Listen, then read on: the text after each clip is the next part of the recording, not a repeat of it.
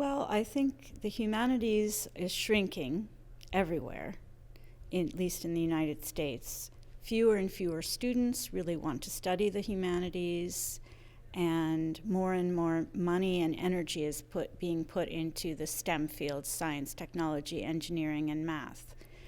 So those who do want to study humanities, I think, are maybe interested in the ways that literature or art or other forms of traditional humanities can take us away from the difficulties that we face on a daily basis. That may be one reason.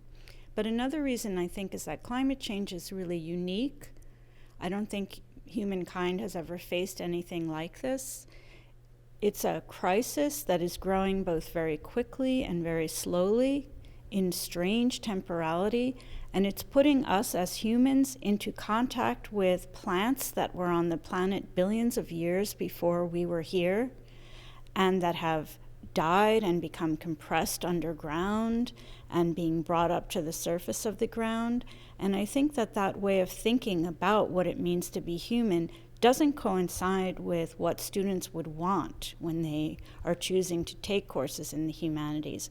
I also think it really doesn't necessarily, climate change doesn't really coincide with the questions around values that students want.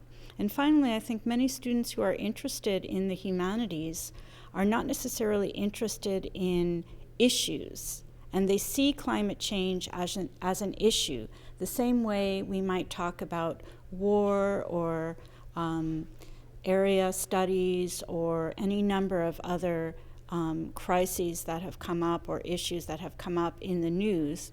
And for those fields, they would either go to the social sciences or the sciences to ask about them. So I think it's really a question of demand, and it doesn't really fit. It also makes us ask really profound questions about what it means to be human that they may not want to answer and it may be easier to study it from other disciplines where they don't have to ask those profound questions.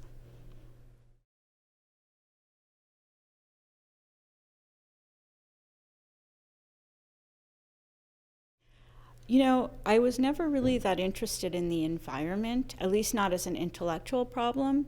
But as soon as I really heard about climate change and knew what it was about, and not just some kind of environmental problem like any other problem, I realized how profoundly it was tied to a question of time, and that really interested me intellectually. I realize it's not very nice to say that I have exploited climate change for my own intellectual stimulation, but that's really what it has been for me. It's an incredible problem about time, because you have something perfectly natural. By natural weathering, carbon would be released into the atmosphere over much, much longer swaths of time than it is being released now. And when I found out about that, I thought, there's nothing else that I find so fascinating.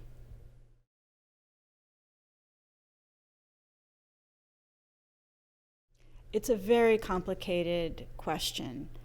It would require us to really think a lot about the disciplines in the university and even what the role is of the university in general, because universities are becoming much, much more vocational. They're becoming places where professionals get trained and much less places where people just think. So I would like to protect the humanities as being a space within the university and a space within the culture at large where people can just think. And thinking is not going to solve the problem of climate change, but at least thinking about really difficult and profound temporal paradoxes that we are facing, at least will show us how difficult the problems are, and at least will maybe provide a forum for reflection before action. That's a very minimal hope, but at least there's that.